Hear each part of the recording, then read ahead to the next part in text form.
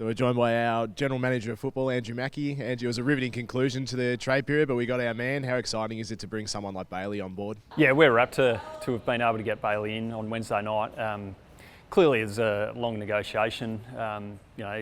Teams are within their right to go about that however they do. We always had respectful conversations with the Bulldogs and Sam Power. So, from our end, we were always confident that we could get something done. But to see him in here yesterday, smiling and pull on the hoops for the first time, it's great to see. It's great for everyone. It's great for our group.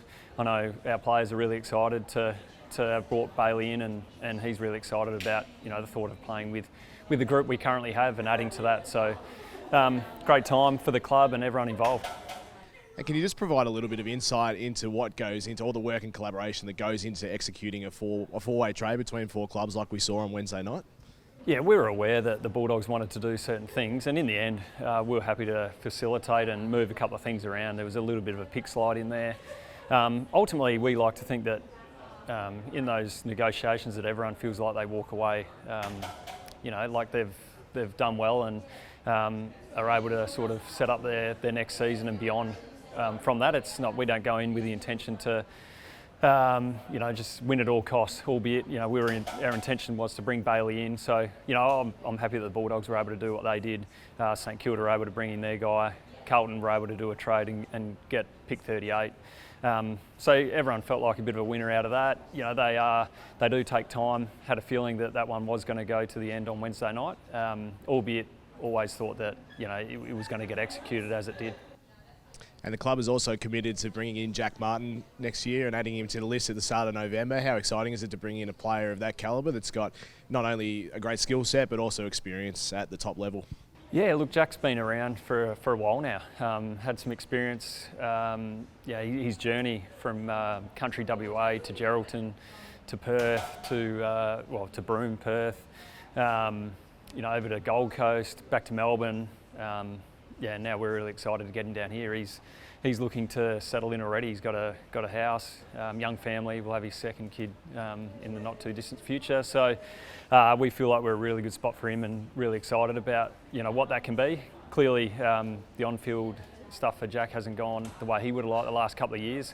The work from here is just put all our team around him and, like we do with every player, trying to explore ways that we can get the best out of him.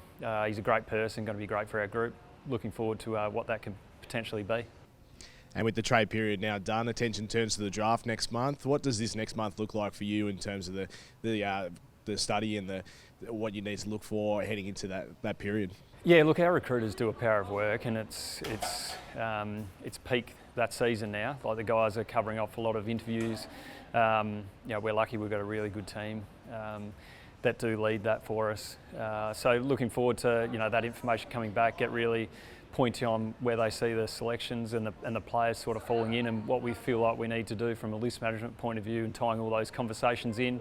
There's windows for us to pick trade as well, so we'll look at all sorts of different ways. Potentially we move some future picks in to this year. We're open-minded to what that looks like, but that'll be guided by where Stephen Wells and his team see the draft board forming, and we'll work through what that looks like over the next month. And just finally, the club also announced a handful of re-signings over the last few weeks. How important is it to keep players like Jake Colajazzi and Jed Buse around the club heading into 2025? Oh, super important, yeah.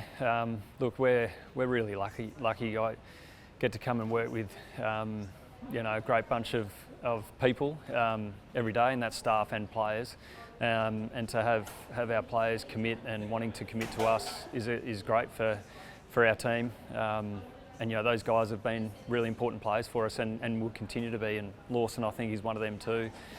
A year ago, he was in this draft process not knowing what was going to happen. So things can happen really quickly.